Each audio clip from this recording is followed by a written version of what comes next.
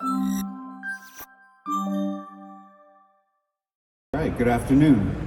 My name is Dennis Carusis and I'm here with Volta Insite.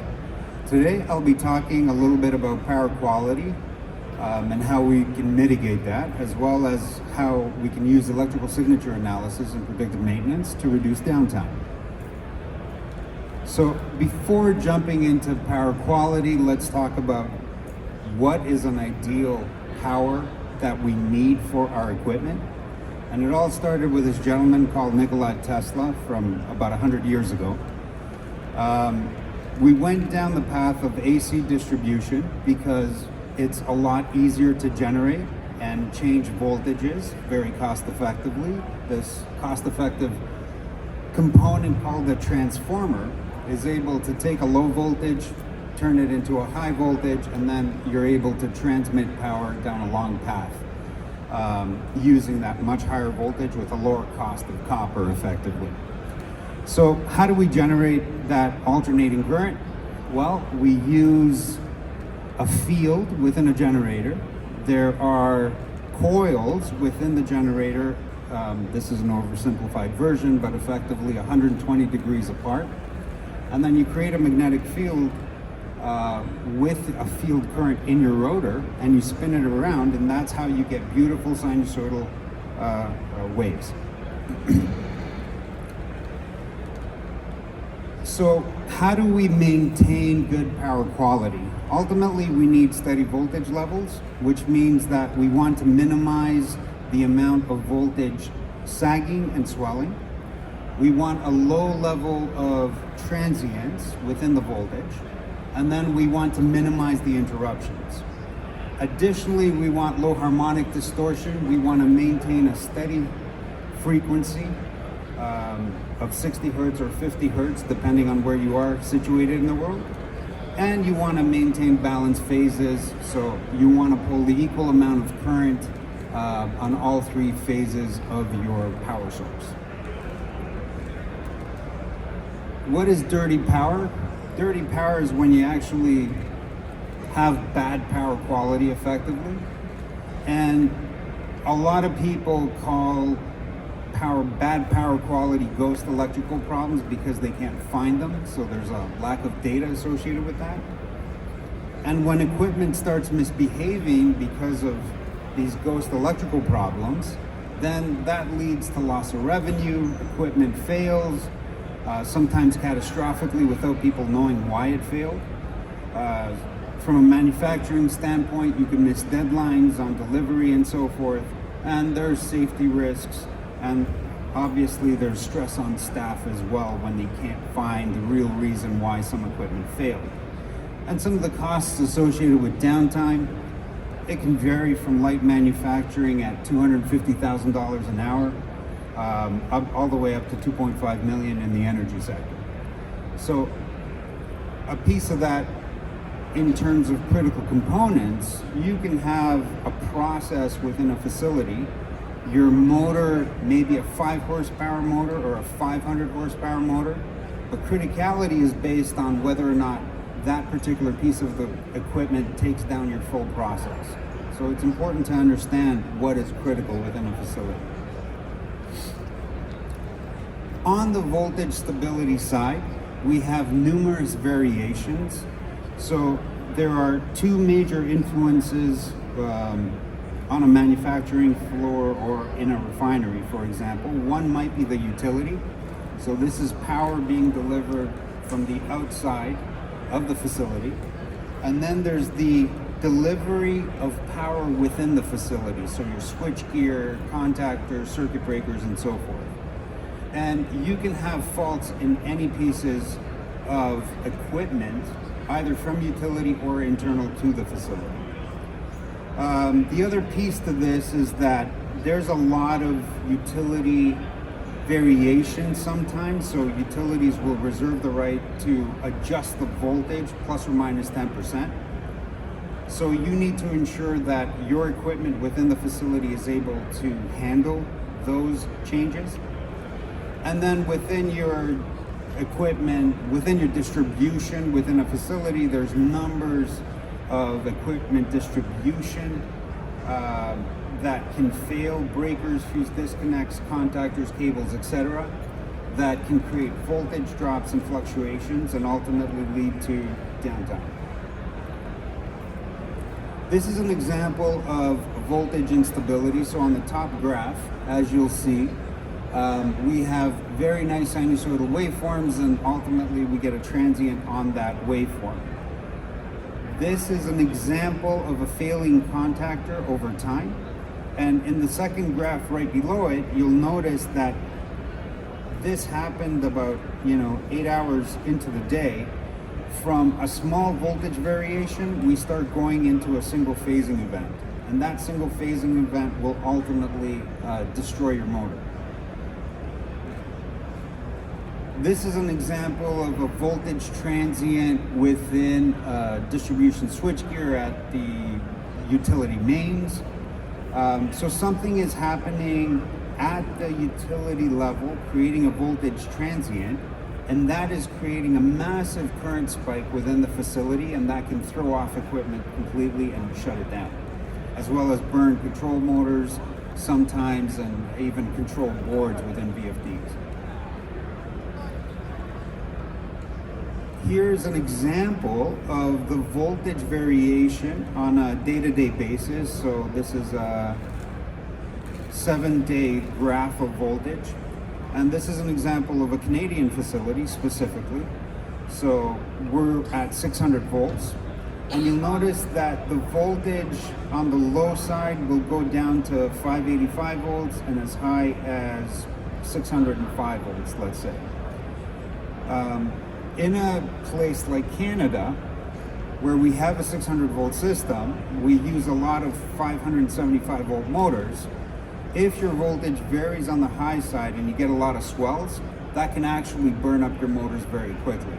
So it's important to understand where your voltage is sitting at any point in time and what your equipment is able to handle. This is an example of voltage harmonic distortion. So this is utility mains of a particular piece of switchgear that runs a lot of VFDs.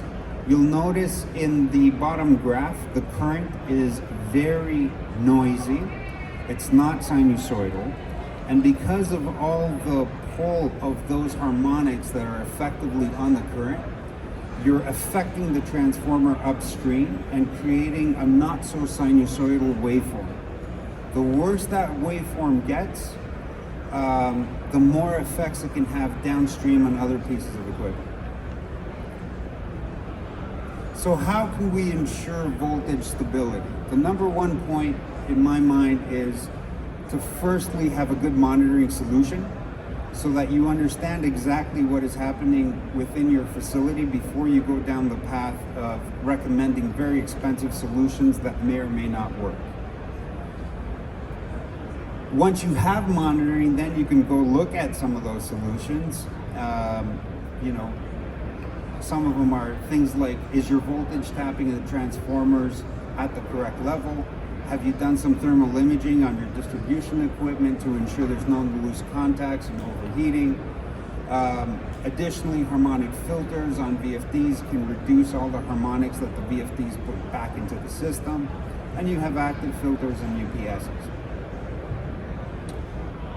There's also this concept of frequency shifts, which happens mostly from the utility side when you start overloading the grid or putting too much load or not having enough load on the grid.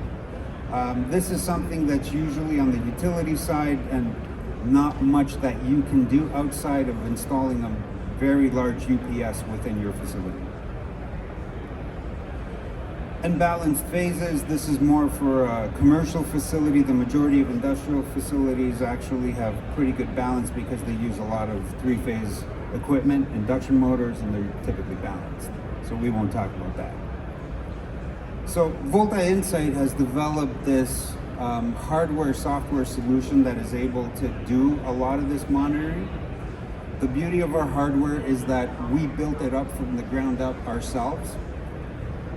The deployment's easy. You use this little VI module, which is the black object on the right-hand side in that diagram. You can put that within the switchgear, within the fuse disconnect, etc. And to that VI module, you connect CTs to measure current, whether it's in the switchgear or on a particular motor. And we need some voltage stats. So we can measure 3 phases of voltage and current with 20 kilohertz of sampling. The node records it. That's the thing with a blue screen on the side. And there's a certain level of processing that happens on the node, and everything is uploaded into the cloud. On the power quality side, if you have a lot of deployments of these nodes within a facility, the nodes themselves are time synchronized, so effectively it gives you an oscilloscope style view of your entire facility. So one way to think about it is if you have 10 nodes in a small facility, there's a voltage transient or a single phasing event and all the nodes capture it. That means that it's something to do with the utility or the main distribution switchgear feeding all those motors. If you see a voltage transient or single phasing event on one of those nodes and not the rest of them, it means that your problem lies upstream of just that one particular point where you're measuring. So it could be a contactor, a fuse disconnect, etc. And this allows us to diagnose problems very, very quickly. Furthermore, we have InsiteAI, so when all these event captures are uploaded into the cloud, we run analysis in our own proprietary algorithms, and we're able to tell exactly what has happened and prescribe an action to the facility. The second part to this is electrical signature analysis, and this is more on the predictive maintenance side of electromechanical systems, so electric motors, induction motors, spinning particular types of mechanical equipment. The basic concept of electrical signature analysis starts with the concept of the simplest circuit with a voltage source and a load.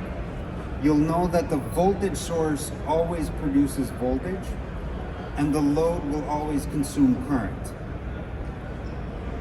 If you want to look at the health of your source, you look at the voltage. If you want to look at the health of your load, you want to look at current. And so here's some examples. This is an example of a compressor with a 2-pulley belt system. We run a sample snapshot of the current for 40 to 50 seconds, so the full waveform capture, and we take that and we turn it into the harmonic spectrum in FFT. We can then go and identify specific harmonics with specific faults. So in this case, we've chosen the belt passing frequency at 0.903 LF, where LF is the line frequency, and this allows us to trend that harmonic over time to see if there's belt degradation. It's very similar to vibration, but it's done directly through the electrical signature.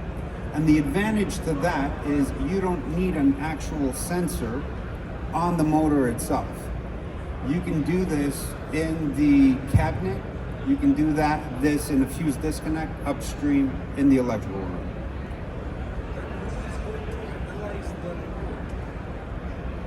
So in our particular case for Volta Insite, we send out the alert. Once a month, we create a report for our customers, and we'll actually have a call with our customers to determine what is happening on the facility. Yes, yes. And our customers have access to everything as well through our UI. So here's an example of a loose belt on an elevator. As you can see, this is one of the cleanest harmonic trends that we have found. In May of 2021, we had a very nice baseline, the harmonic was steady, and then it started trending up over time. As we figured out that, okay, the belt is starting to get loose, we sent an alert to the facility performed maintenance, the harmonic comes back down. Very clean type of predictive maintenance. Here's an example of a fan with blade imbalance specifically. This particular fan was getting a lot of debris accumulated on the blades, and it was vibrating. We figured out that at some point this is actually the fan blade because of the particular frequency. They cleaned off the blades and did a rebalancing on the fan itself, and you'll notice that the baseline after maintenance came down to a lower level than what we had originally.